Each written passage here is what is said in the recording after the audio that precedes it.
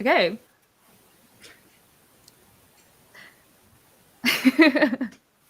Hi, everyone. People who aren't here yet.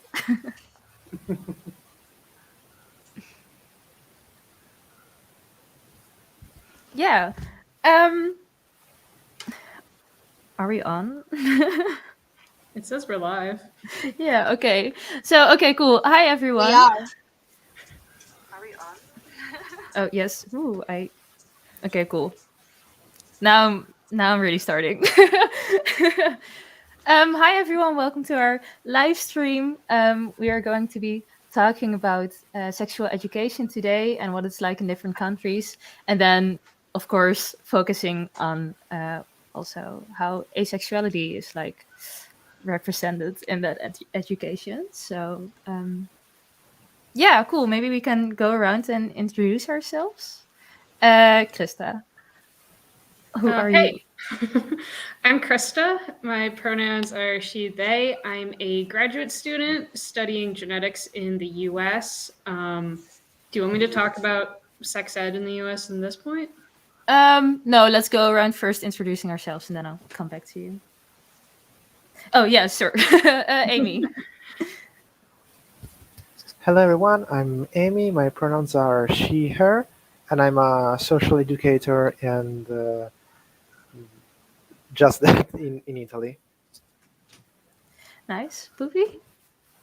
Well, hi everyone. Thank you for joining us. I'm Pupi. I'm from Argentina, and I'm having my cat wanting to show up on the stream. So say Yes. hello to my cat Raven.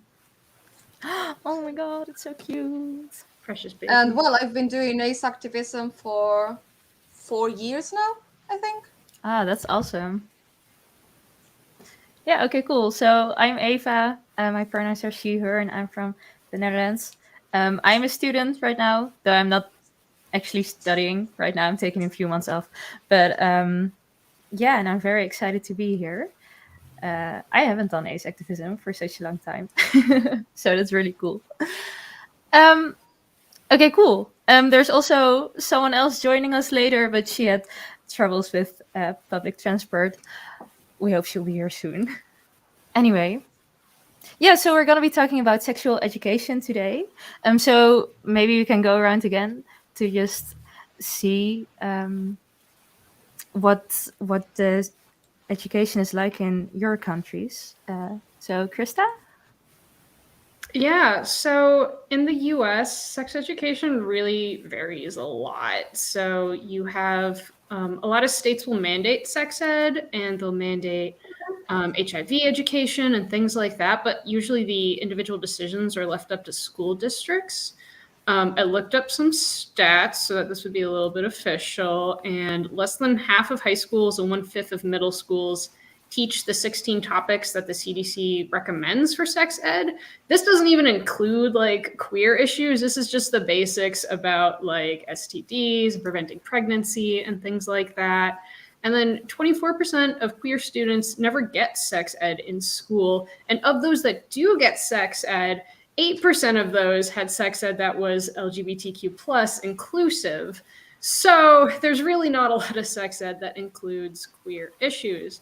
And in particular, I also really want to talk about some recent legislation that's been targeting the queer community. So a lot of people probably have heard of the Florida Don't Say Gay bill. So what this does is it bans discussion on LGBTQIA plus issues from kindergarten to third grade. And what this means is that teachers, if they're queer, they can't mention that. If students are questioning, they can't mention that. And a lot of things like that. It also means parents now can sue schools if they know that their child is learning about this in schools. So a lot of schools have been preemptively removing materials that discuss queer children and things like that. And what's really interesting is that supporters are calling this an anti-grooming bill. So they're essentially equating the queer community to pedophilia, and that's the argument that they're going with when they support this. And then I also want to connect this to the Texas anti-trans bill, because this doesn't explicitly talk about sex ed, but this is a bill in Texas that equates gender-affirming medical treatment for transgender children to child abuse. So it's still using the same argument where the queer community is harming children and things like that, which a lot of conservatives use in the US. So the state of sex ed in the US isn't great. It's bad. I wanted to come up with some resources for people who want to like help, but a lot of it is very state specific. So if you want to help out about the state of sex ed in the US, I think the best bet is to look up the Trevor Project online. This is an organization that advocates for the queer community in the US, and they do a lot of work in these states. So I think that's the best way for an international community to help. All right, and that's it for me. Yeah, I had one question because you said they weren't allowed to say things about queer things till third grade. Just for my information, what age are you in third grade? Oh, that's a good question. So the bill specifically talks about kindergarten through third grade. When I was looking up, it looks like Florida in general doesn't allow sex education until fifth grade. So there isn't even any formal sex education before that point. They're very specifically targeting like, hey, you can't talk about these specific identities. I don't think there's a point where you are explicitly allowed to talk about it, or if there is, I haven't found it in a specific law. So. Okay, sure. Amy, how's sex ed in your country? So, to better prepare for this live stream, we posted a bunch of like posts around our social media here in Italy, asking people to recount their experience with sex ed, and it's very emblematic. Then the first comment we received was a person under our Facebook post that said, "What's sex ed?" Because what happens here is that basically it is entirely left to the single school to or auto-organize about it.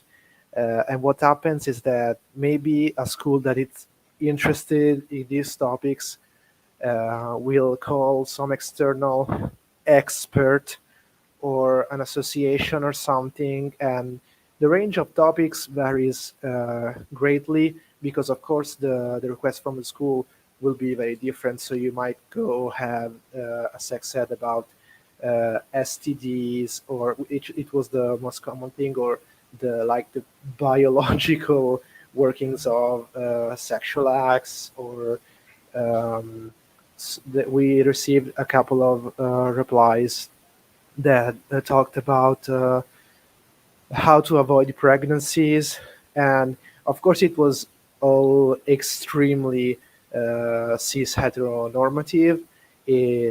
Sometimes it was extremely based on like stereotypes. We had a story of a person having like a questionnaire with this kind of questions that were like which gender is this sentence appropriate for, and there were like things about ironing shirts, watching the football game with their friends, like extremely stereotypical stuff. And every time that there was some kind of some people said that they raised questions about non-heterosexual sex or whatever, they were at best scowled at, and at worst gotten like very aggressive replies. So that is the state. I don't even have any data to show because it is almost impossible to understand how it works, seeing that, of course, every single school in every single town organizes it in its own way, and there's no info that is up to date with that. Okay. And Poopy, how's it in Argentina? Well, for those of you who have no idea, Argentina has a very strong Catholic tradition. So there are still some provinces in our country that are very religious and very resistant to anything that seems like gender ideology, what they like to call it. Funnily enough, we do have La Ley de Educación Sexual, which is a comprehensive sex education law, which seeks to actually have throughout sex education in all the levels of education, starting from kindergarten, even in universities and stuff. And it seeks to be inclusive of all gender identities, all sexual orientations, because it considers that is a key to shape people's personality and experience. But as everything in this country, even though we do have a law, there are not many places that actually do respect it. So you do have some schools that do sex education, but not all of them, of course. The idea was that both private and public schools carried out this, but well, as you may imagine, religious schools were very against it. Um, and in those places where you do have sex education, as Amy said, same thing as in Italy, it's very heterosexual oriented. It's not very inclusive of queer identities. People don't even know what asexuality is. So, yeah. All right. So in the Netherlands, I don't really know exactly what it's like right now, but from my own experience, and I haven't graduated from high school that long ago. I did have pretty okay sexual education. Um, it just wasn't. I don't think with like our sexual education about like STDs and stuff, that wasn't anything that was not about queer stuff. And then I did have like other people come to educate us about queer stuff. So we did learn about it, but I have no idea what I actually learned. Like I cannot remember what we talked about, so it must have not been very impressive, or maybe I just knew everything already. And I also definitely don't remember it including asexuality, which we'll get to. But I think Vika is here, so I'm gonna add her to the stream. Hi. Hi, Vicky. Hi. Also live from the Netherlands. It's even longer ago for me because I'm 32, so high school and primary school are very long ago. I do know that it is mandatory to have in secondary school some sort of LGBTQ plus education, and some schools have very, very good programs. Other schools have shitty programs. It varies. And there are also many programs for primary school. Most of them, the largest market is taken by Stichting Rutgers. They have things like the Kriebelweken, the weeks of itching, where they have programs for really children from the age of 4, talking about sexuality, but also talking about love and about reproductive rights, and especially also about consent. But it's developing and developing, and it's getting better every year. So I really don't know what it's like now. My personal experience with the sex education programs in the Netherlands is that they are good, but they are focused on STDs, and they're also focused on not getting pregnant. What also, in my experience, happens is that there's a lot of focus on sex is normal, and there's no attention for the idea that that it might also be the case that you do not feel sexual attraction, and that is also okay, because there's really this idea it's normal and you're allowed to feel this, and it's part of becoming an adult. There's a lot of focus on sex being part of becoming an adult, and on that being normal and accepted, which on one hand is good, but when you're asexual, then that sucks. Yeah. I was looking at the booklet that someone from our organization sent us that they use in some schools for like sexual education, and it was pretty queer inclusive. Like they were like, oh, and some girls like girls, and some guys like guys, and some people like both.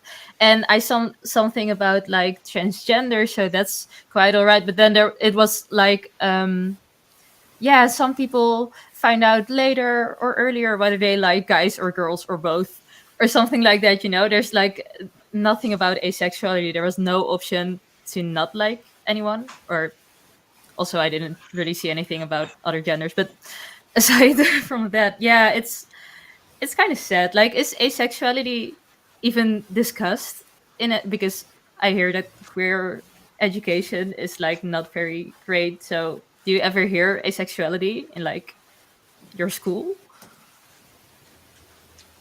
Not in my school, actually. Like, we didn't have such a great sex education. Like, I remember in primary school, they showed us a little video of like how are babies created. And then like secondary school, we did have a subject, but as Vicky said, it was very focused on like preventing um, diseases and preventing pregnancy.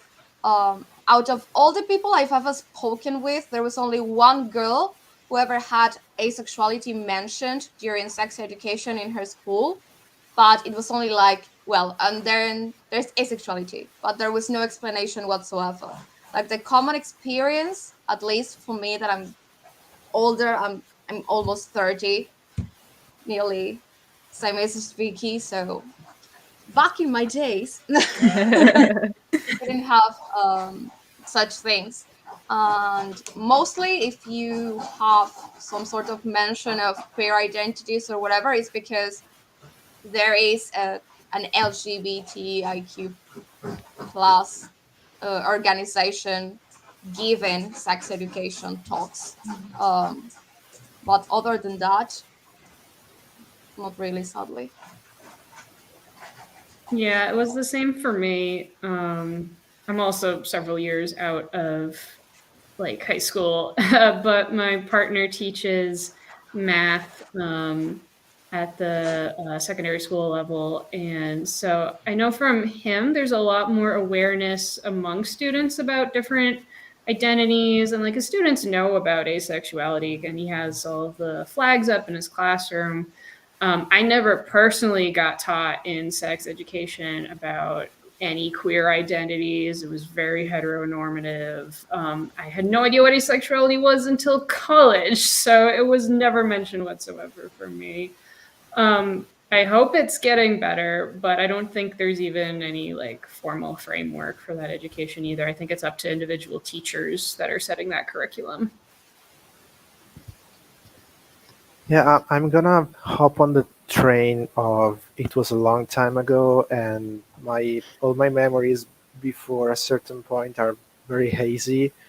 I kind of remember doing sex ed in middle school, but it was a trip. They called in this guy who had I don't know what kind of qualifications he had. We had this kind of hour of back and forth of like it was kind of a Q&A about different topics, and with a classroom of almost 30 pre-adolescents, you get the weirdest questions.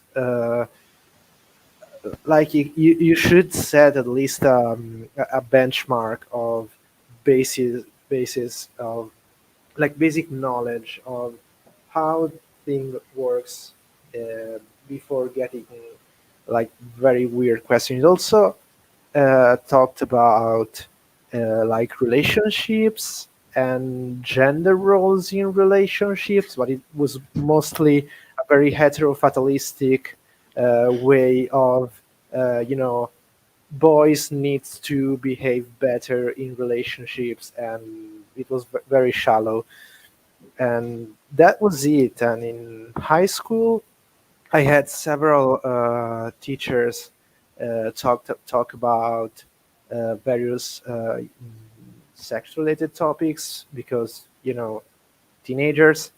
And we have in Italy a mandatory hour a week of religion as a subject because Catholic country here too, and so you can have very different. Let's be gentle and call that approaches. You can have like religion professors that are going to tell you literal propaganda about abstinence, anti-abortion messages, uh, flat out denial of anything bad the Catholic Church has done, and also we had like our biology professor who tried to say something, but also she is an old woman. So, um, for example, she told us that I don't know, maybe it's too sensitive of a topic to mention, but um, so yeah, it was not great, but it was also at this point more than 15 years ago, and right now we have this very curious phenomenon that teachers are not getting that much better. Sometimes you have young teachers that are going to take the initiative and try to call in associations or activists or whatever, but most of the times you have the actual students who are much more who have much more initiatives than their professors, and they will try to call in activist organizations. We also received a request for that in my association Lettera, and they will try to call in activists at their assemblies and try to have maybe at least a day a year in which they will talk about like LGBTQ stuff or consent, which is a thing that is never covered in any sex ed program here in Italy. And so right now, this is the state. The only good thing is when it is done, like when asked directly from the student at this point. Well, that kind of sucks. Yeah, so I did have like people from outside coming in to educate us about LGBT stuff from the COC, which is an LGBTQ plus organization in the Netherlands. And I do remember like talking about every letter in the acronym. And I remember coming to P because my head was like, poly. And they were like, no, we're talking about pansexuality. But I feel like the A is usually before that in the acronym. So I'm just wondering whether we talked about asexuality, but I feel like I would have remembered because I feel like something inside of me would have been like, oh, wait, this is an option. Um, but that didn't happen. Like I didn't start thinking about my sexuality till college. So I don't know if it was discussed, but I hope people do discuss it now. Yeah, then again, if we really talked about every letter in the acronym, probably we just didn't talk about it for long enough that I could be like, oh, that's it. But yeah, it's probably we mentioned it, but I don't think we mentioned it enough because it didn't like stay in my head. Vicky, did Is you this have? also something that you the others recognize? Because what I recall is knowing that asexuality exists, but always learning that it's more like people that are completely disgusted and sex averse, and also never getting information on the difference between romantic attraction and sexual attraction, and not knowing these two things made it really difficult for me to realize that I am asexual, because I did have some people. I do have some people in my life with whom I think, okay, a relationship might work, and I'm not disgusted by sex. And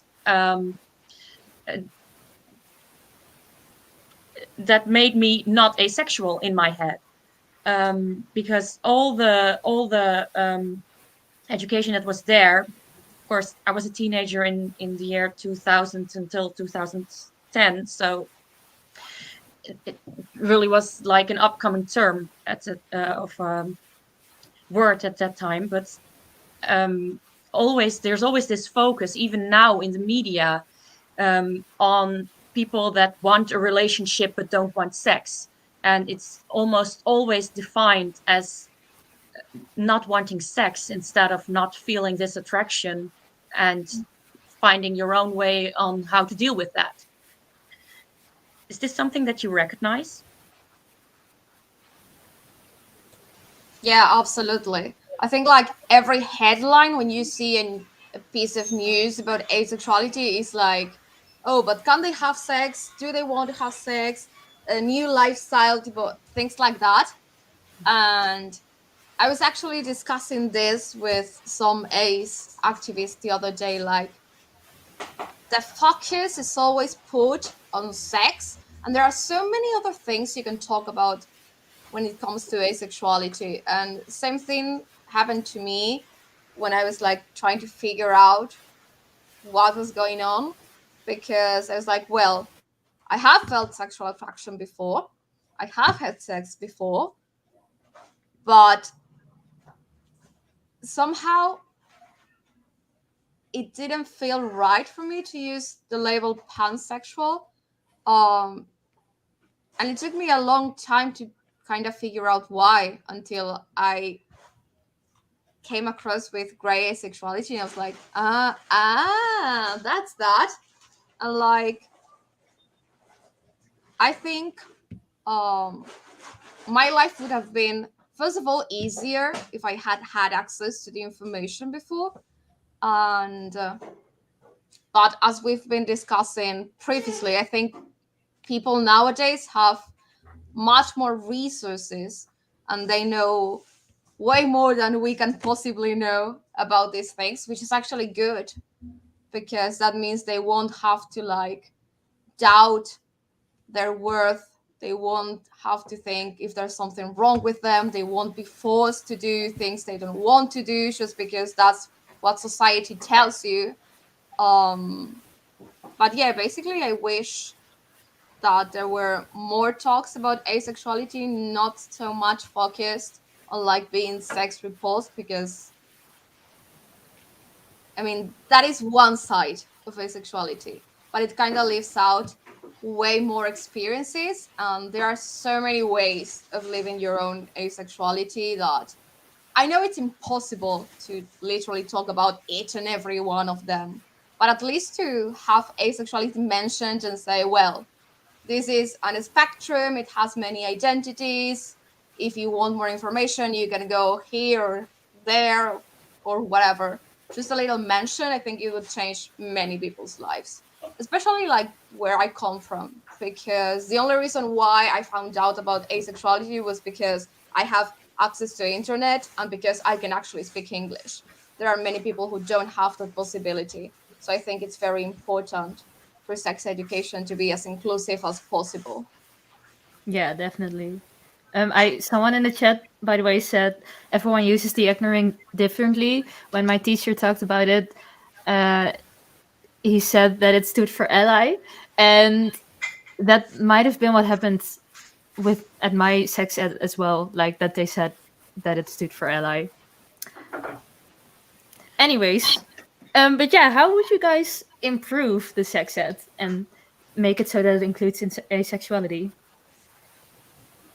Yeah, I think like we sort of just brought up, it's important not just to mention asexuality, but actually do a good job discussing what asexuality is, talking about the different forms of attraction, which I think it seems like a lot of us have had this experience where we didn't fully realize we were ace until we realized there's a difference between romantic attraction and sexual attraction.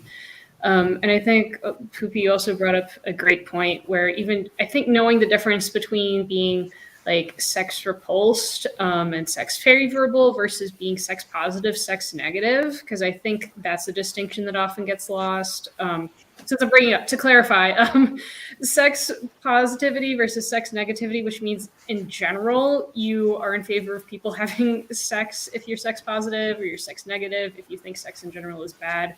Whereas if you individually are okay with having sex, then you are sex favorable. And if you individually do not want to have sex, then you're sex adverse. That's sort of the distinction there. Because I think that gets confused a lot of the times when people think that asexuals are automatically sex averse or automatically sex negative, which is really weird. And I think like asexuality can fit really nicely into sex positivity more generally. So that's what I would hope to see from sex education in the future. Um, so I think that the problem is that sex education at this point has become this huge container for a lot of stuff, like safe sex, uh, pregnancies, STDs, relational education, like consent education.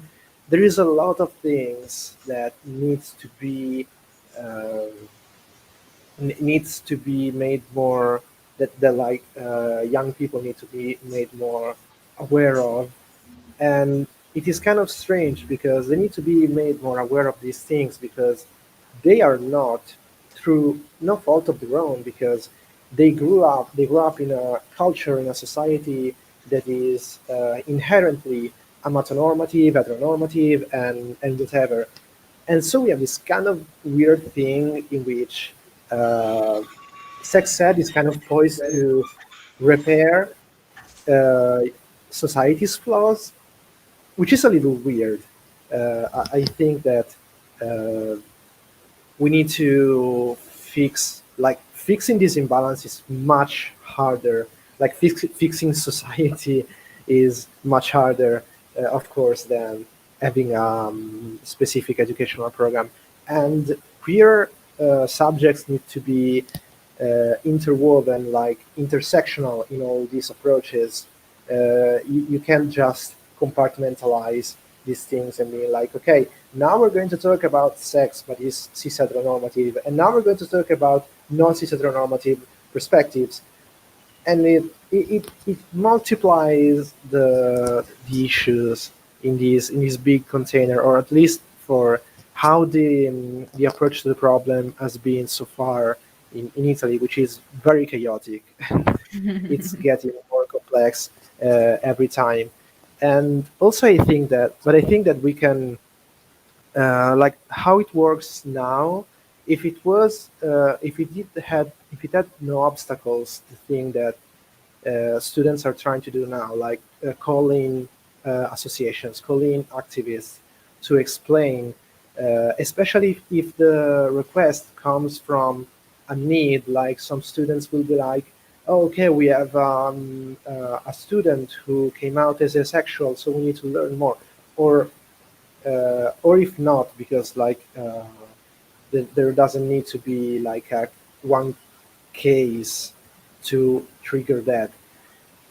Um, but I think that calling people with knowledge and lived experience is the key here. And the big problem is that in Italy right now, every time there is this kind of request, it's the professors and of the principal and of course the parents that make obstacles for this. And a model in which like the school, either students, professors, whatever, can request some kind of additional education.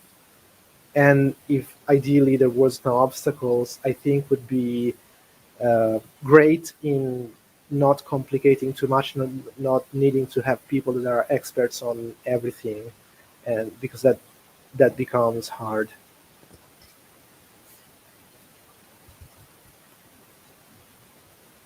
Cool. So I'm also kind of interested, like, because what you said is true. Sex ed is becoming a very big topic with like a lot of stuff. Do you think um, the like queer sex ed should be combined with the biological, or are those two different things, or do we need to do it all together?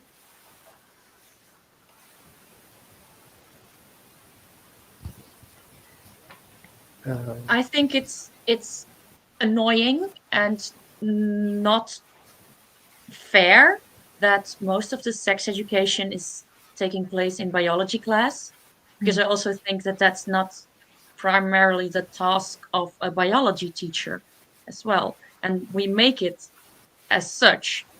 Um, so I think that and biology teachers, they teach biology, they don't teach social skills.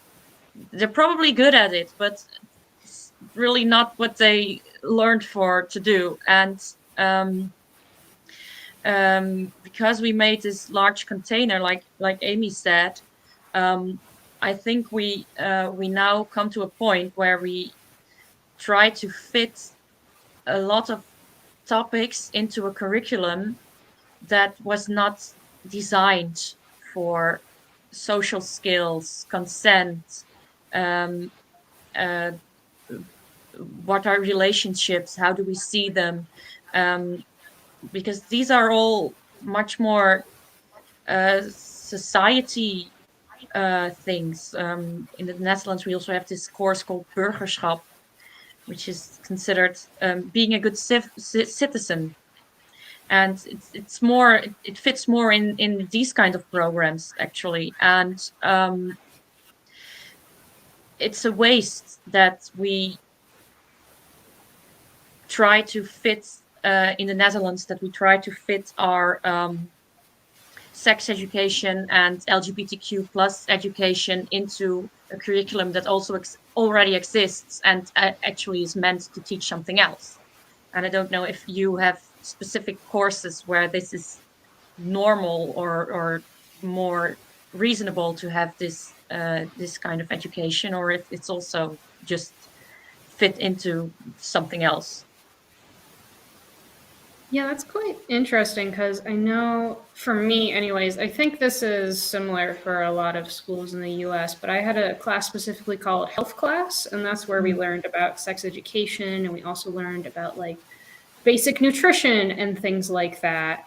So it was separate from biology class, but it's also got a lot of stuff going on in there as well, because you're learning about how to eat healthily and how to have a healthy body image and things like that.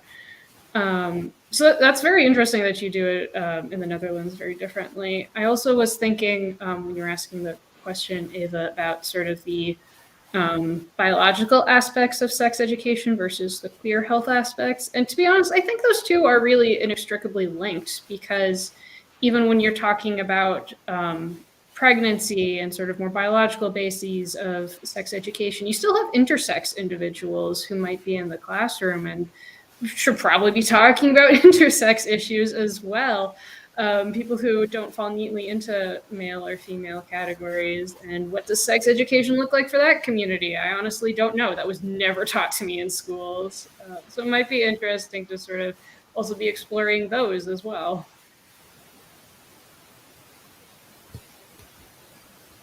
Yeah, same thing for me. I actually did have a class called health, and we did see all these things, but it was very weird because at one point we were talking about like pregnancy and how to prevent sexual transmission diseases, and then the next week we would talk about vitamins and the brain. So it was like not very well organized, let's say. I do think it would be best if they did have specifically like a sex education program, but I think it might be hard to fit.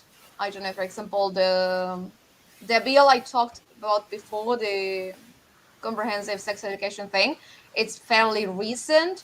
So even though it has some planning, it has some guidelines, I think people still haven't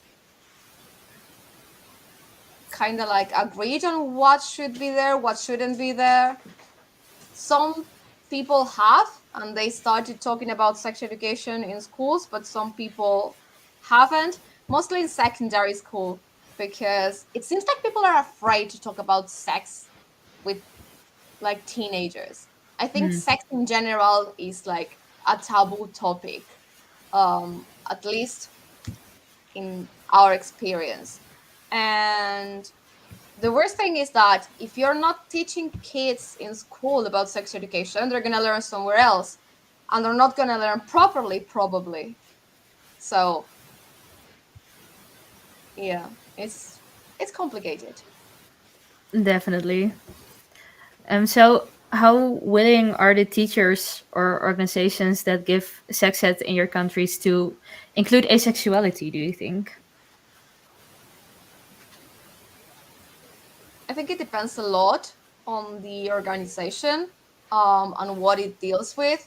In Argentina, we have like several organizations which are more kind of focused on different identities. But for example, I am now part of an organization called Zona Igualdad, and they have like lots of identities. And we do actually actively talk about asexuality. We actually did a reel for today. We talk about asexuality in sex education. We have conversations about sex positivity, sex negativity, what it's like to be asexual, gray sexual, demisexual.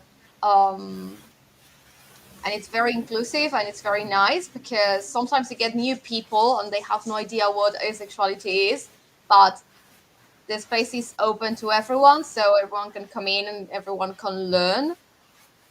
And well, my general experience in, like, for example, Pride Parade, is that they're also very inclusive about asexuality. It is something recent, but most of the people are very welcoming of asexual identities, even though they have no idea what it's like. We haven't had many like opposition. I think I've only once had someone say to me, "I don't want heterosexuals in Pride Parade," but like that Oh, was one person among like a group of 200 people, something like that. So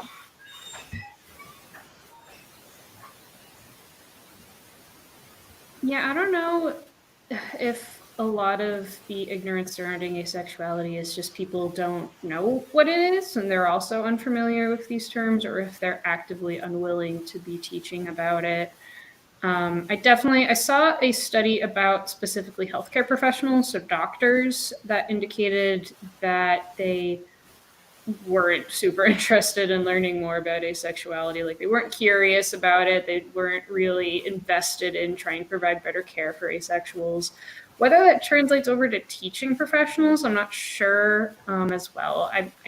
My guess is that that would vary a lot. I know people like my partner, who's queer and teaches kids, actively tries to talk about queer identities and queer issues. But I mean, it runs the entire gamut from people who are actively like trying to prevent these kinds of conversations, like what's happening in Southern America with the Don't Say Gay bill and things like that, to people who are actively trying to promote this. So it's hard to gauge. I don't know. yeah. The US is also such a big country. Like, you can't really say how they're doing it in the whole country, I can imagine. Like, I think For in sure, yeah, none of it's at the like countrywide level. It's all sort of individual school districts for the most part. yeah, right. I think in the Netherlands, and we're such a small country, it also varies a lot from school to school, like what people actually get taught. So I can't imagine what it would be like in the US. Um, That's really true because I have a lot of different issues coming from a city than my colleagues from a village. I had to tell them what the gay rights organization was, not because they were against it, but because they just didn't know that it existed. Yeah, so it's really different to rise in such a small country. So I have no idea how huge the difference must be in the United States. I mean, this Vicky, is how? Oh, yeah. especially, sorry. No, you I can go. wanted just to doing. Um, I'm going to be a little pessimistic here, but I wouldn't trust a person that is not specifically an activist, or at least like an ace person themselves, to teach about these topics. And I think that referring to educated people and people with lived experience, when it comes to like explaining to others specifically, not just telling people hey, asexuality exists, but also explaining very intricate and in-depth topics like the difference between sex favorable and sex averse and sex positive and sex negative, or the A spectrum or whatever.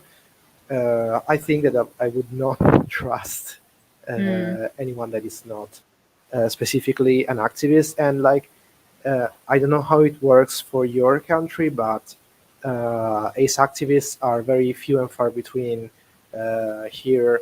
Like, for example, letter A is made up of several people, and you don't have more than two people per city that are like an ace activist. And we really do a lot of work traveling around and participating to events from every corner of the country to another.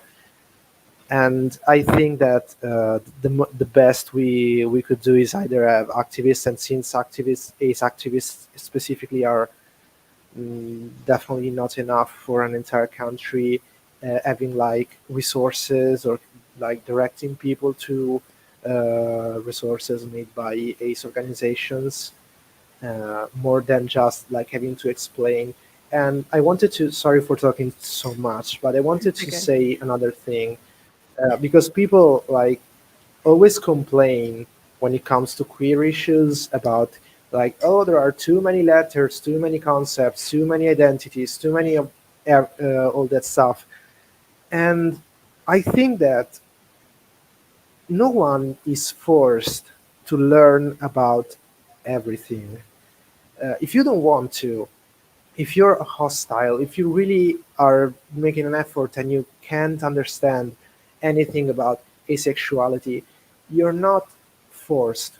Nobody is forcing you to learn anything, but when we're discussing ace identities, you can stay out of the conversation. I think we need to reach this bargain with people who are openly hostile to queer identities, and say, okay, you don't want to learn, you don't want to open your mind to new concepts, that's fine.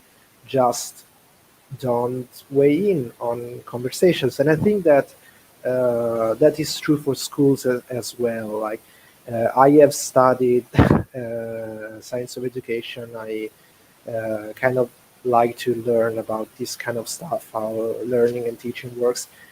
And for how schools work now, like state education, sometimes nothing can make you more hostile to a topic than be forced to learn about it.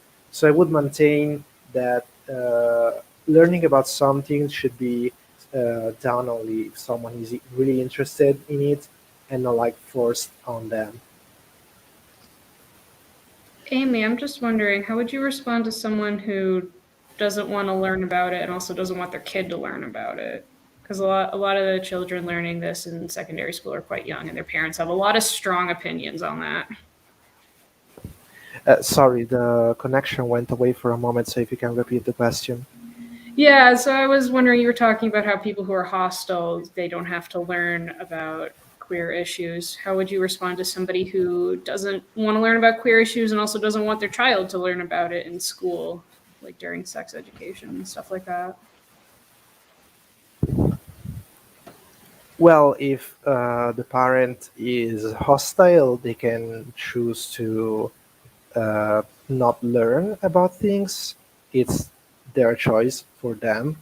They do not decide. They do not have the right, although by law they have, unfortunately, to decide for their child. Also, because if we're talking about preteens or teenagers, we already entrust them with a lot of responsibility in choosing, like, uh, which educational path to follow, especially in high school. And so it is kind of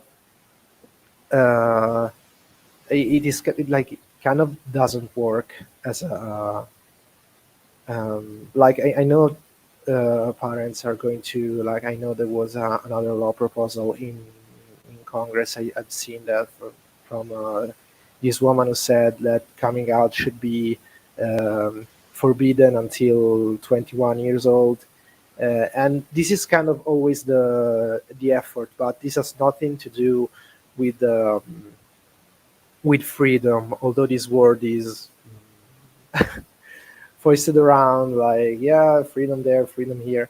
And also, like, a parent as a human being maybe can say, I don't want to learn about it, but as a parent you also have responsibilities.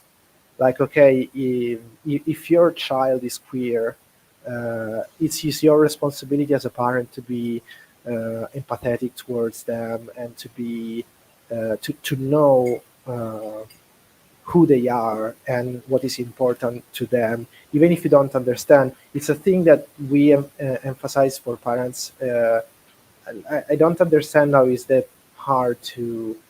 I'm not saying it's hard for you, of course. It's hard in general to explain this concept that, like, if we can say to parents, if your child has a, you have to be informed on your children's hobbies and habits and games and things that they watch, just because it's important to them.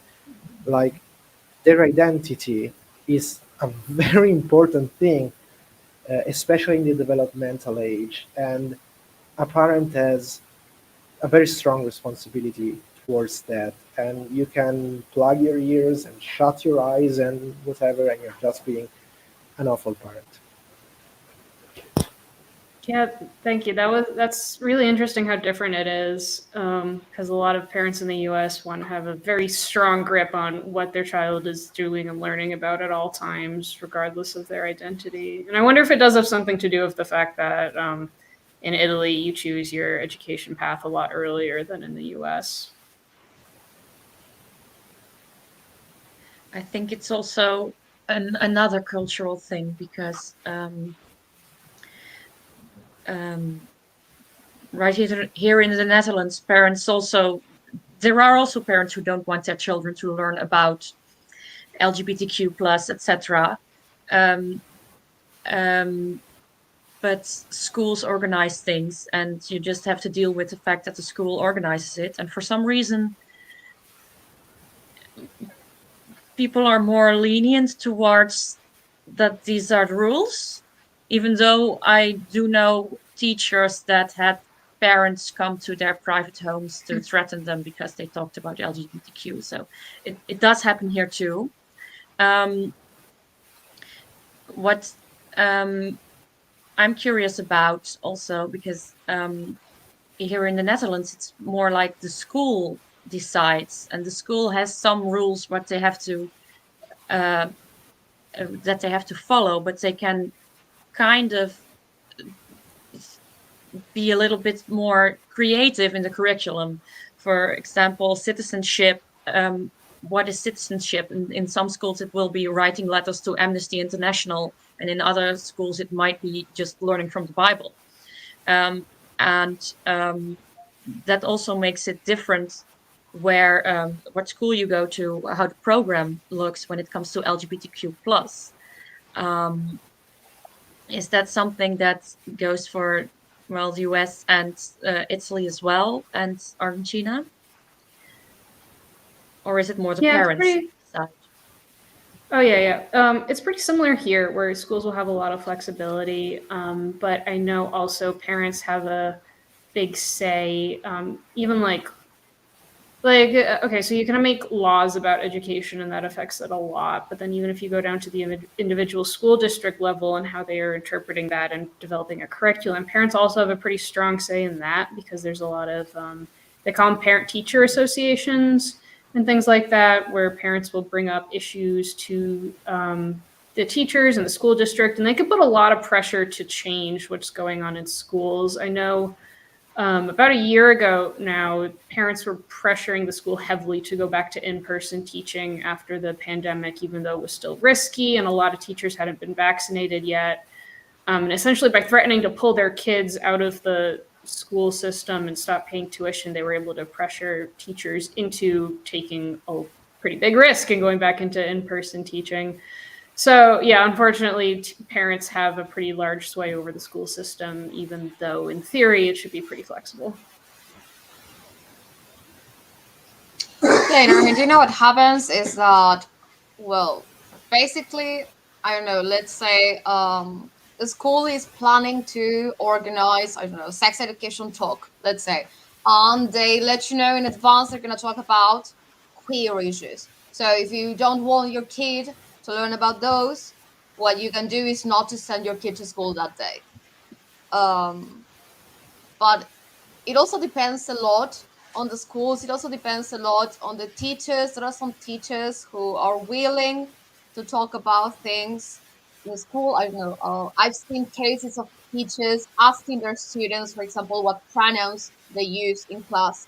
And I've seen teachers saying, you're forbidden from using inclusive language in my class. Like, I literally had my English language teacher from university last week say, I forbid you from using inclusive language.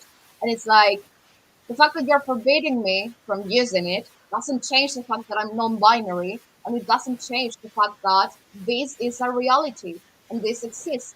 If you want to pretend it doesn't exist, like Amy said, that's not going to change anything. And the problem is that you're letting your beliefs affect the lives of your kid. Because let's say your kid is queer and they're not learning about these issues, and you're very homophobic, transphobic, or whatever. Your kid is going to learn that it's not safe to talk about these issues with you.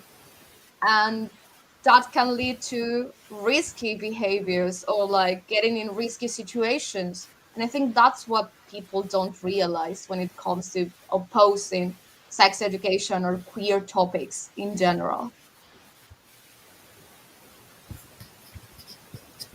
So in Italy, basically, we have not as much in law, but culturally, this idea that the family has a kind of supremacy on the education of their children, and how to decide how the children are going to be educated. So much so that when there was this law about queerphobic hate crimes in Italy, which was some a couple of parties tried to pass and didn't pass. There was an article about talking like LGBTQ inclusive education in schools, and it was thoroughly demolished. First, on the of course, children in primary school are too young to learn about blah blah blah, and then on the basis of you can't force this on families, because if a family wants to opt out of this, they should have the right to. And basically, the article was completely defanged to the point that it said school schools can teach about LGBTQ inclusive topics if they want to and without any additional spending, which is something that they already do. So basically useless. And this topic was heavily used by the politicians that were opposing the bills. Like, you can't go against the family's wishes. You can't go against the parents' their free thinking of their parents and this kind of stuff. And parents have become basically a kind of force to reckon with when you're in school. Like, you don't schools have become very conservative with their programs. They become very careful not to incur the ire of the parents. Parents threaten to sue every time, and because yay, Catholic country, so families are the center of everything.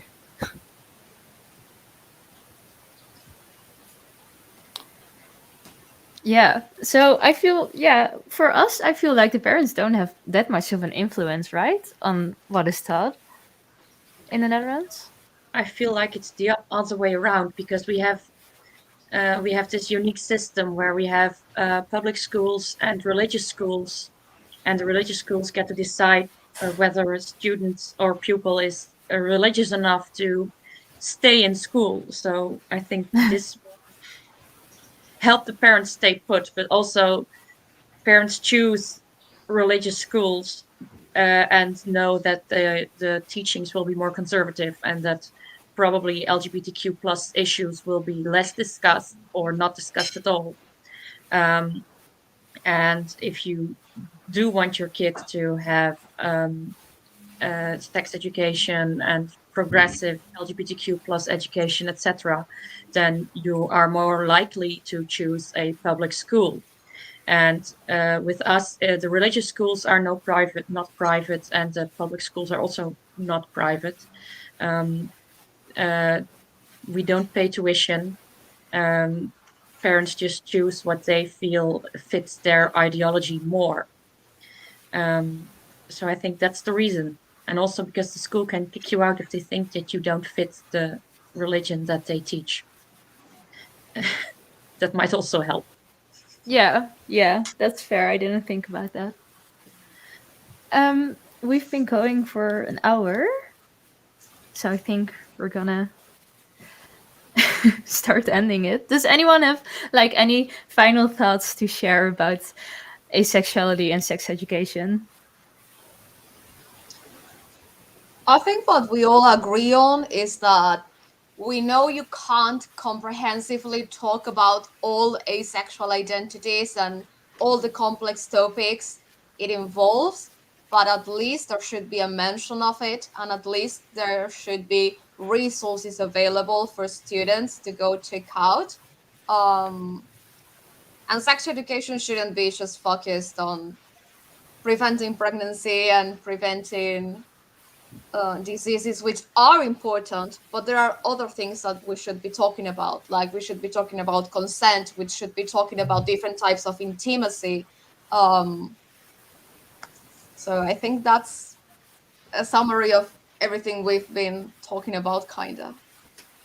And I think Amy made a very interesting point saying that it is important that LGBTQ plus issues are being discussed by people that are actively involved in education and activism around LGBTQ plus.